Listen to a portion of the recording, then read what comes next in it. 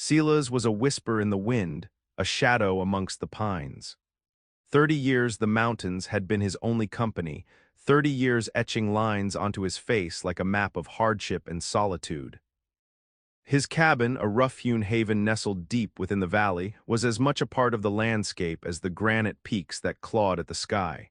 But Sila's wasn't truly alone. He had Betsy. Betsy was an old mare, her coat the color of dried mud, her eyes holding the wisdom of 1,000 sunrises. She was more than just a horse. She was Silas's confidant, his partner in the endless rhythm of trapping and survival. Each morning they would set out together, Betsy's hooves crunching on the frosted earth, Silas's keen eyes scanning for sign, a broken twig, a faint track in the snow. Life in the mountains was a dance between beauty and brutality. Towering pines stood like silent sentinels, their branches heavy with snow. Crystal rivers snaked through the valleys, teeming with fish. But the winters were unforgiving, the summers short, and the mountain lions were always hungry. Silas knew this dance well. He respected the mountains, and the mountains, in turn, had allowed him to survive. His hands, calloused and scarred, told tales of close calls and hard labor. He wore a thick beard, more gray than brown now, that hid most of his face, but couldn't hide the deep-set wrinkles around his eyes. Those eyes, though, were sharp, always watching, always assessing. They had seen too much death and too much beauty to be easily surprised. Silas's days were filled with the rituals of survival, checking his traps, skinning pelts, chopping wood, and mending his worn leather clothes. Evenings were spent by the fire, the flames casting dancing shadows on the cabin walls. He'd often talk to Betsy, sharing his thoughts and observations, even though he knew she couldn't understand. Her presence was enough. Betsy wasn't as spry as she used to be. Her gait was slower, her breath coming in heavier puffs. Silas knew her time was limited. He had been rationing her feed, supplementing it with the best grasses he could find, but the harsh winter was taking its toll. He felt a pang of sadness whenever he looked at her, a reminder of his own mortality. One crisp morning, as the sun painted the peaks with gold, Silas and Betsy ventured further than usual, following a faint game trail deeper into the woods. It was on this trail that their solitary world was about to be disrupted, their lives forever altered by a chance encounter. The game trail led them to a small clearing, a pocket of sunlight amidst the towering trees. In the center of the clearing stood a small, ramshackle cabin, smoke curling weakly from its chimney. It was a sign of life, a rare sight in this remote corner of the mountains. Silas hadn't seen another soul in months. As they approached, Silas heard the sound of a child crying. He dismounted Betsy, his hand instinctively reaching for the rifle slung across his back. He moved cautiously, his senses on high alert. He didn't know who was in the cabin or what dangers might lie within. He stopped at the edge of the clearing, his eyes scanning the cabin. The door was slightly ajar, hanging crookedly on its hinges. He could hear the woman's voice now, soft and soothing, trying to comfort the child. "Hush now, Lilybug," she said, her voice weary. "Mama's here, everything will be all right." Silas hesitated. He wasn't one for interfering in other people's lives. He preferred his solitude. But the sound of the child's crying tugged at something deep inside him, a long-dormant sense of protectiveness. He took a deep breath and stepped into the clearing, Betsy following close behind. The woman, startled by his sudden appearance, gasped and turned towards him, her eyes wide with fear. She was young, no older than 20, with a face etched with worry and hardship. She held a small child in her arms, a girl with bright, curious eyes. "Who are you?" she asked, her voice trembling slightly. She clutched the child tighter, shielding her from Silas's gaze. "Name's Silas," he replied, his voice gruff but not unkind. "I was just passing through, heard the little one crying." The woman's fear didn't completely dissipate, but she seemed to relax slightly. "I'm Sarah," she said, "and this is my daughter Lily." Silas nodded, his eyes taking in the scene. The cabin was small and poorly built, the surrounding land overgrown with weeds. It was clear that Sarah was struggling. "Looks like you've had a rough time of it," Silas said, stating the obvious. Sarah sighed, her shoulders slumping. "My husband, he passed away last winter. I've been trying to manage on my own, but it's been hard, real hard." Silas knew what it was like to struggle. He had faced his own share of hardships in the mountains. He looked at Betsy, standing patiently beside him, and then back at Sarah and Lily. An idea began to form in his mind, a selfless act that would change all their lives. The thought struck Silas like a bolt of lightning. Betsy could help them. Betsy could plow the small patch of land near the cabin, plant crops, and make their lives a little easier. Betsy could carry firewood, fetch water, and provide Sarah and Lily with a means of transportation. But giving up Betsy, that was like giving up a part of himself. He looked at Betsy, her head drooping slightly, her eyes patient and trusting. He imagined her pulling a plow, her strong legs churning the earth, bringing life back to the barren land. He imagined Lily laughing as she rode on Betsy's back, her face filled with joy. He looked back at Sarah, her face etched with exhaustion, her eyes filled with a quiet desperation. He knew what he had to do.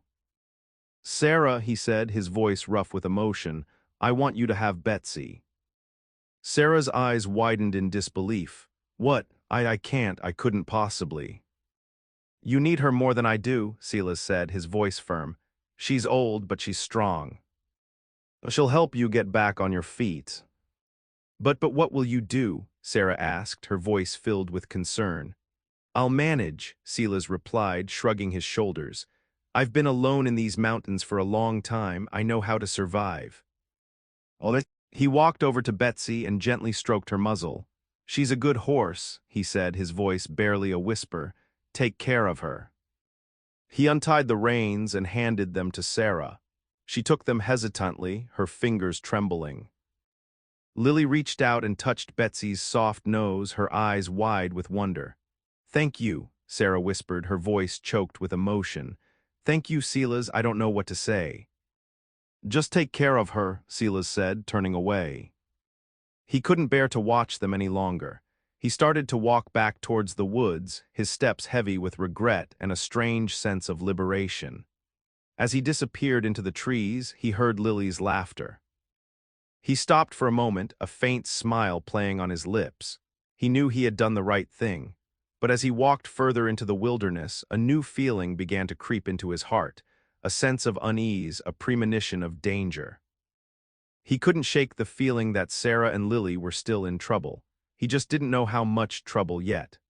The mountains had a way of testing a man, and Silas knew this test was far from over. He glanced back at the clearing one last time, the image of Sarah and Lily with Betsy burned into his memory. He had to trust that he had made the right decision and that they would be safe. But deep down, he knew that safety was a rare commodity in these unforgiving mountains. The sun dipped below the horizon, painting the sky in hues of orange and purple. Silas found a small cave, just big enough to provide shelter from the night. He built a small fire, the flames crackling and spitting, casting flickering shadows on the cave walls. He ate a meager meal of dried meat and berries, his thoughts consumed by Sarah and Lily. He tried to convince himself that they would be all right, that Betsy would protect them, that Sarah was strong and resourceful. But the feeling of unease persisted, growing stronger with each passing hour. He couldn't shake the image of their small, vulnerable cabin, isolated in the vast wilderness. As darkness deepened, the moon began to rise, casting an eerie glow over the mountains. Silas sat by the fire, his rifle resting across his lap, his senses on high alert. He listened to the sounds of the night, the hooting of an owl, the rustling of leaves, the distant howl of a wolf. Suddenly, he heard something else. A faint sound carried on the wind. It was the sound of horses, many horses, and the sound of men shouting. He knew instantly that it wasn't good. He stood up, his heart pounding in his chest. He peered out of the cave, his eyes scanning the valley below. In the distance, he saw them, a band of riders silhouetted against the moonlight, heading towards Sarah's cabin. They were rough-looking men, their faces hidden by shadows, their intentions clear. Raiders, they were known to roam these mountains, preying on isolated settlements, stealing what they could and leaving destruction in their wake. Silas had heard stories of their cruelty, their ruthlessness. He knew that if they reached Sarah's cabin, she and Lily wouldn't stand a chance. A surge of adrenaline coursed through his veins. He had to do something. He couldn't stand by and let those raiders harm them. But he was miles away from the cabin, alone and on foot. He had no horse, no supplies, no time to spare. He looked up at the moon, its silvery light illuminating the mountains. An idea, a desperate, reckless idea, formed in his mind. It was a long shot, a dangerous gamble, but it was the only chance he had. He took a deep breath, his eyes narrowing with determination. He would ride. He would ride bareback under the moonlight, and he would reach Sarah's cabin before the raiders did. It was a suicide mission, but he didn't care. He had to protect them, even if it meant sacrificing his own life. He started to run, his bare feet pounding against the rocky ground, his heart filled with a fierce determination. The race against time had begun. The wind whipped through Silas's hair as he ran, the cold air burning his lungs. The terrain was treacherous, a jumble of rocks and fallen trees, but he didn't slow down. He knew the mountains like the back of his hand, every twist and turn, every hidden path. He had to use that knowledge to his advantage. He needed a horse and fast.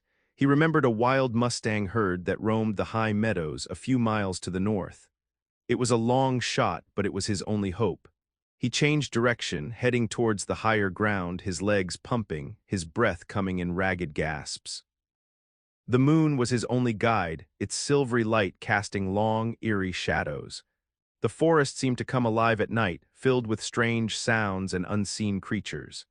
Silas pushed on, ignoring the pain in his muscles, the burning in his lungs. He had a mission, and he wouldn't let anything stop him. He reached the meadows just as the first rays of dawn began to paint the sky. The Mustangs were there, a herd of about a dozen, grazing peacefully in the cool morning air.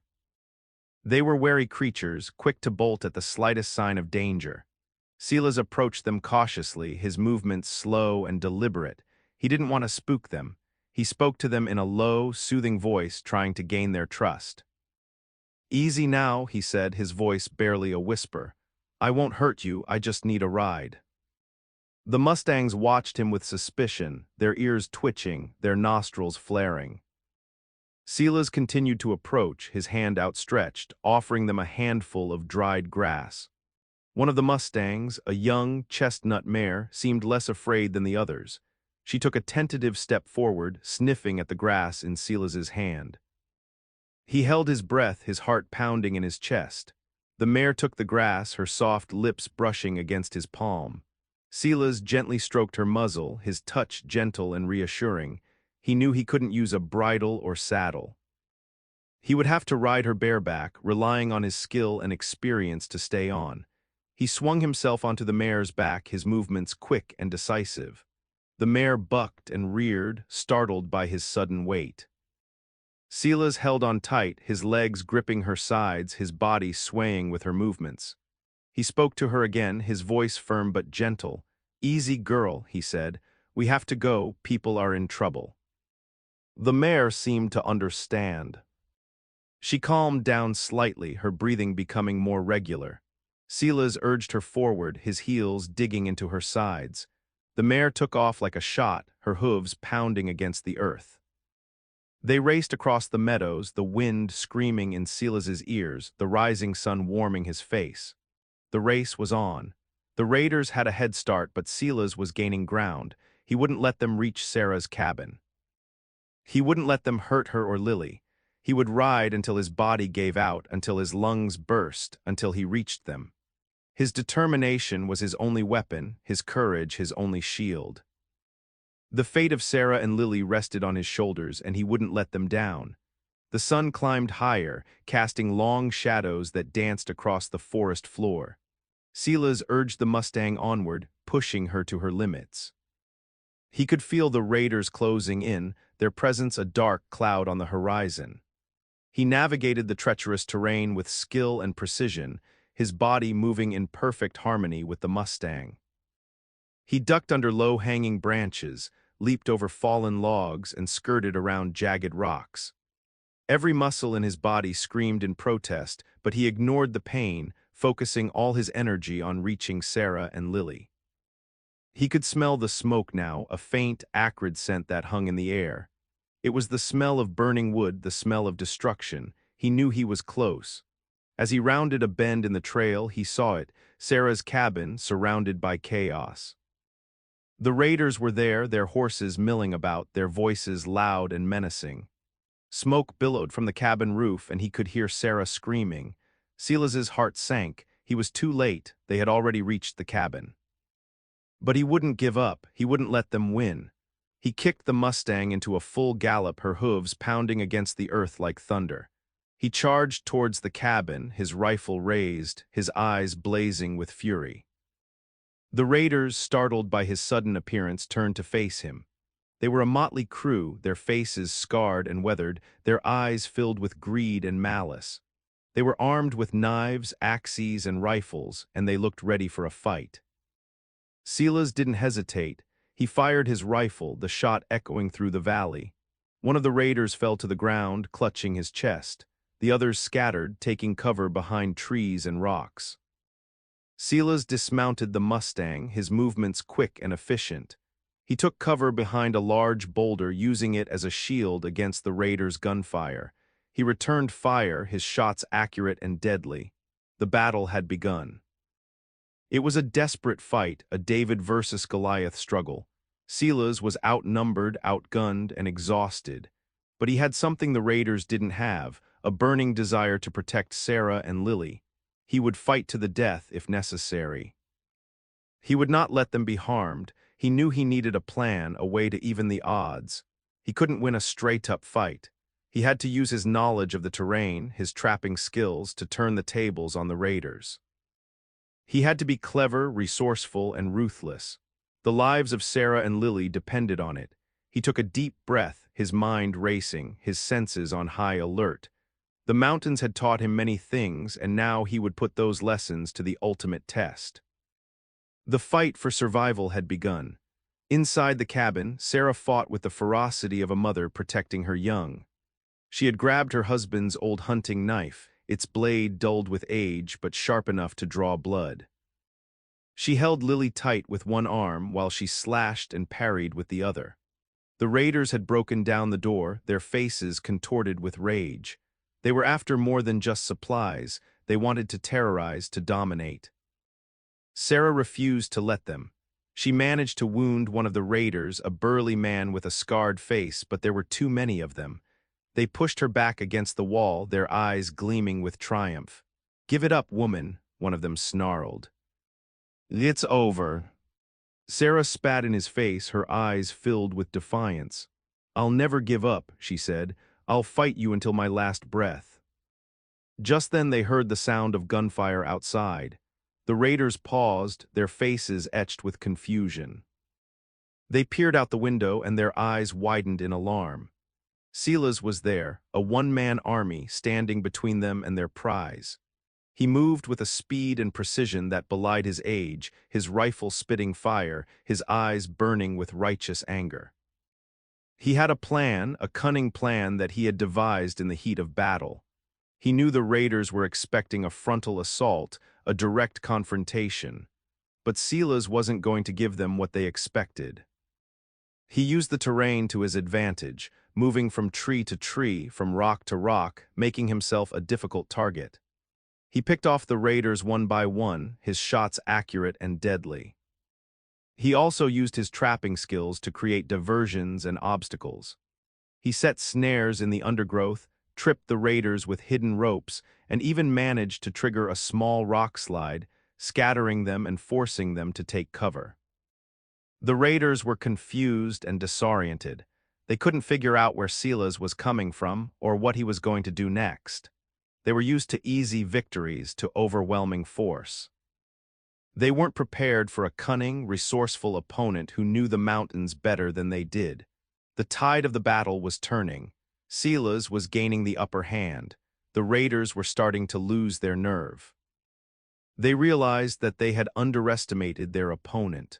They had underestimated the power of a man driven by compassion and a fierce determination to protect the innocent. Silas knew that the battle was far from over. There were still several raiders left, and they were still dangerous. But he had bought Sarah and Lily some time to escape, time to find safety. He would continue to fight to protect them until the very end. The mountains were his ally, his weapon, his shield, and he would use them to defend the woman and child he had sworn to protect. He saw his chance.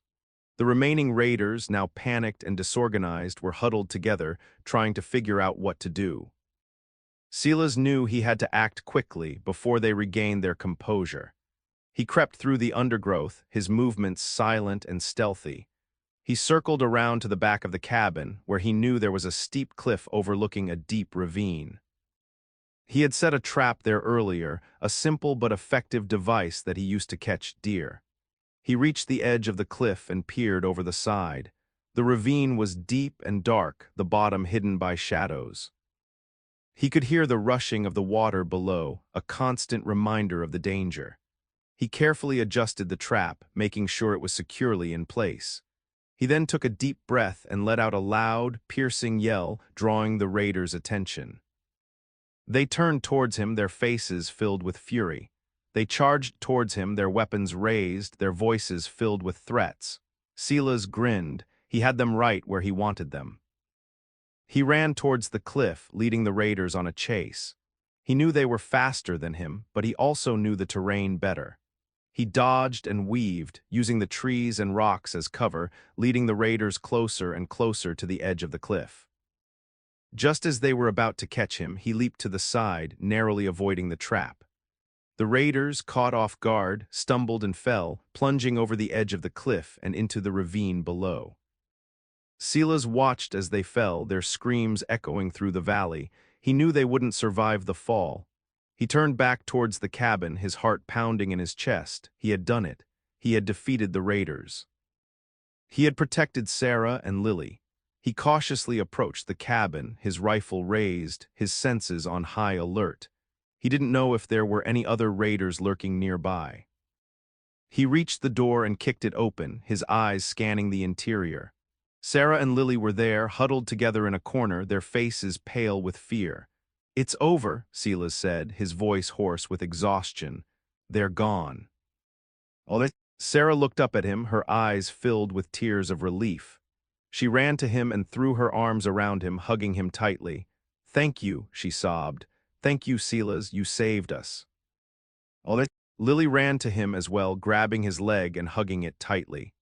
Silas smiled, his heart filled with warmth. He had done something good. He had made a difference in their lives. He had found a purpose, a reason to keep fighting. The mountains had tested him, and he had passed the test. He was a survivor, a protector, a hero, and he would continue to be for as long as Sarah and Lily needed him. The night was far from over, but for now they were safe. And that was all that mattered. The morning sun cast long shadows across the valley, revealing the extent of the damage. The cabin was a mess, the door splintered, the windows broken. Smoke still curled from the roof, a testament to the raiders' destructive intent. Silas helped Sarah to board up the windows and repair the door as best they could. Lily, still shaken by the ordeal, clung to Sarah's side, her eyes wide with fear. "We need to get you out of here," Silas said, his voice firm. "This place isn't safe anymore." "Where would we go?" Sarah asked, her voice filled with despair. "We have nowhere else to go." "You can come with me," Silas said. "You can stay at my cabin. It's not much, but it's safe." Sarah hesitated. She didn't want to impose on Silas, but she knew she had no other choice. "Are you sure?" she asked. "I don't want to be a burden." "You wouldn't be a burden," Silas said, his voice gentle. "I want to help you. I owe you that much." He looked at Lily, her small face pale and drawn. He knew he couldn't leave them to fend for themselves. He had made a promise to protect them, and he intended to keep it. "We'll leave as soon as we can," he said. "We need to gather what we can and get out of here before the raiders return."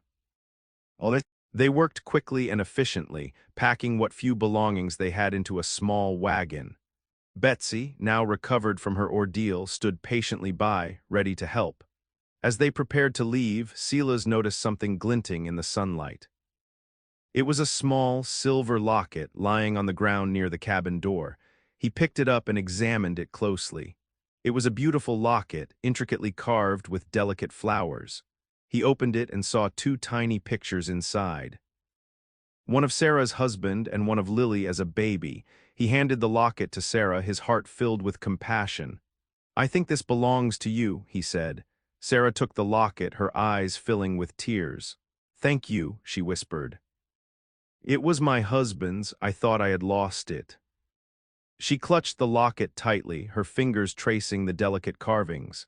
It was a reminder of her past, a symbol of hope for the future. They climbed into the wagon, Silas taking the reins. He looked back at the cabin one last time, a sense of sadness washing over him. It was the end of an era, the end of his solitary life, but it was also the beginning of something new, something meaningful. He had found a purpose, a family. And he would do everything in his power to protect them. He snapped the reins, and Betsy started to pull the wagon forward. They headed down the trail, leaving the ruined cabin behind, heading towards a new life, a new beginning. The mountains watched over them, silent sentinels, as they embarked on their journey. The future was uncertain, but they were together, and that was all that mattered. The bond they forged in the crucible of danger would last a lifetime. The mountains had brought them together, and the mountains would protect them. The journey to Silas's cabin was long and arduous. The trail was rough and uneven, winding through dense forests and across rocky streams. Betsy pulled the wagon with unwavering determination, her strong legs carrying them forward, mile after mile. Silas walked beside the wagon, his rifle slung across his back, his eyes constantly scanning the surrounding terrain. He knew the raiders could return at any time, and he was determined to be prepared. Sarah sat in the wagon, holding Lily close, her face etched with worry. She was grateful for Silas's help, but she couldn't shake the feeling that they were still in danger. As they traveled deeper into the mountains, the landscape became more rugged and remote. The trees grew taller, the shadows grew longer, and the air grew colder. They passed through narrow canyons, climbed steep hills, and crossed treacherous ravines. Finally, after several days of travel, they reached Silas's cabin. It was a small, simple structure built of logs and stone, nestled in a secluded clearing. It wasn't much, but it was safe and secure. Silas helped Sarah and Lily to unpack the wagon and settle into the cabin. He showed them where everything was and explained how to use the wood-burning stove and the water pump. "Make yourselves at home," he said, his voice gentle. "This is your home now." Sarah smiled, her heart filled with gratitude. "Thank you, Silas," she said. "You've done so much for us." "It's nothing," Silas said, shrugging his shoulders. "I'm just glad I could help." As the sun began to set, Silas built a fire in the hearth, filling the cabin with warmth and light. He cooked a simple meal of beans and bacon, and they ate together, sharing stories and laughter. For the first time in a long time, Sarah felt safe and secure. She knew that they still faced many challenges, but she also knew that they were not alone. They had Silas, their protector, their friend, their family. That night, as they lay in their beds, listening to the sounds of the forest, Sarah whispered a prayer of thanks. She was grateful for their safety, for their friendship, for the new life that lay ahead. She knew that the future was uncertain, but she also knew that they could face anything as long as they were together. Silas lay awake for a long time, listening to the sounds of the night. He was at peace, knowing that he had done the right thing. He had helped Sarah and Lily, and he had found a new purpose in life. He was no longer alone. He had a family, and he would do everything in his power to protect them. The mountains had brought them together, and the mountains would watch over them always. The journey ahead would be difficult, but they would face it together, with courage, determination, and love. The mountains had given them a second chance, and they would not waste it. They would build a new life, a new home, a new future together. Weeks turned into months. Silas taught Sarah how to hunt and trap, how to identify edible plants, and how to survive in the wilderness. He taught Lily how to read and write, how to ride Betsy, and how to respect the mountains. Sarah, in turn, taught Silas how to cook and sew, how to care for a home, and how to love again. Lily filled the cabin with laughter and joy, her presence a constant reminder of the beauty and wonder of life. They worked together, side by side, building a new life, a new home, a new family. They cleared the land, planted crops, and built a small barn for Betsy. They fished in the stream, hunted in the forest, and gathered berries in the meadows. They faced many challenges, but they faced them together, with courage, determination, and love. They weathered harsh storms, survived long winters, and fended off wild animals. One day, as Silas was checking his traps, he noticed something unusual. There were fresh tracks in the snow, tracks that didn't belong to any of the local animals. They were the tracks of horses, many horses, and the tracks of men. His heart sank. The raiders had returned. He raced back to the cabin, his heart pounding in his chest. He burst through the door, his face pale with alarm. "They're back," he said, his voice hoarse with fear. "The raiders are back." Sarah's face turned white. She grabbed Lily and held her close, her eyes filled with terror. "What are we going to do?" she asked, her voice trembling. "We're going to fight," Silas said, his voice firm. "We're not going to let them take what's ours." He grabbed his rifle and checked the ammunition. He told Sarah to hide in the cellar with Lily and to stay there until he gave her the all-clear. He went outside and surveyed the surrounding terrain. The raiders were approaching from the east, their horses kicking up clouds of snow. There were at least a dozen of them, their faces grim and determined. Silas knew he was outnumbered, but he wasn't afraid. He had defended Sarah and Lily once before, and he would do it again. He had the mountains on his side, and he had a few tricks up his sleeve. He had spent weeks preparing for this moment, setting traps and snares, creating diversions and obstacles. He knew every inch of the surrounding terrain, and he intended to use it to his advantage. He waited patiently, hidden behind a large boulder until the raiders were close enough. Then he unleashed his fury. He fired his rifle, the shot echoing through the valley. One of the raiders fell to the ground, clutching his chest. The others scattered, taking cover behind trees and rocks. Silas moved quickly and efficiently, using the terrain to his advantage. He set off a series of small explosions, creating chaos and confusion. He tripped the raiders with hidden ropes and sent them tumbling into snowdrifts. The raiders were confused and disoriented. They couldn't figure out where Silas was coming from or what he was going to do next. They were used to easy victories, to overwhelming force. They weren't prepared for a cunning, resourceful opponent who knew the mountains better than they did. The battle raged on for hours, the sound of gunfire and explosions echoing through the valley. Silas fought with the ferocity of a cornered animal, determined to protect his family. Finally, as the sun began to set, the raiders began to retreat. They had had enough. They had underestimated their opponent, and they had paid the price. Silas watched as they disappeared into the distance, their tails between their legs. He had won. He had defended his home, his family, his future. He went back to the cabin and opened the cellar door. Sarah and Lily emerged, their faces pale with relief. "It's over," Silas said, his voice hoarse with exhaustion. "They're gone." Sarah ran to him and threw her arms around him, hugging him tightly. "You did it," she said. "You saved us again." Lily ran to him as well, grabbing his leg and hugging it tightly. Silas smiled, his heart filled with warmth. He had done something good. He had made a difference in their lives. He had found a purpose, a reason to keep fighting. The mountains had tested him, and he had passed the test. He was a survivor, a protector, a hero, and he would continue to be for as long as Sarah and Lily needed him. The mountains were his home, his family, his future. And he would do everything in his power to protect them.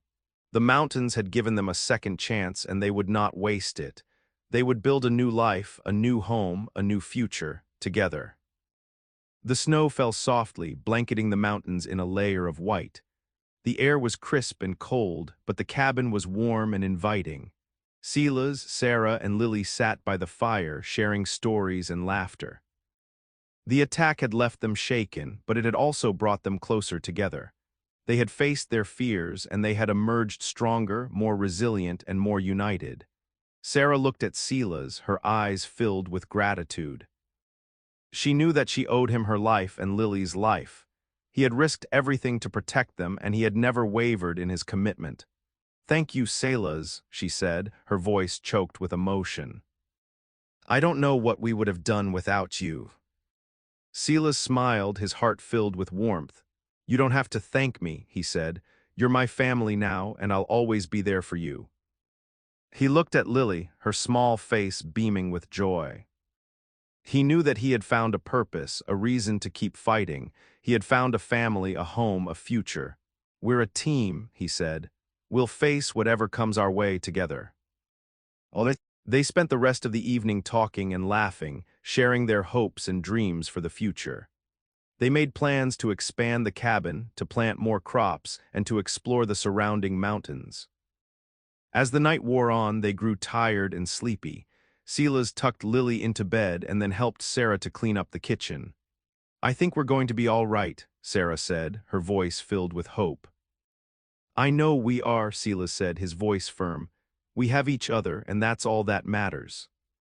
They went to bed feeling safe and secure in each other's presence. The mountains watched over them, silent sentinels protecting them from harm. The next morning they woke up to a world of white. The snow had fallen all night, covering everything in a thick blanket. The landscape was transformed into a winter wonderland, a scene of breathtaking beauty. Silas, Sarah, and Lily went outside and played in the snow. They built a snowman, had a snowball fight, and went sledding down the hill.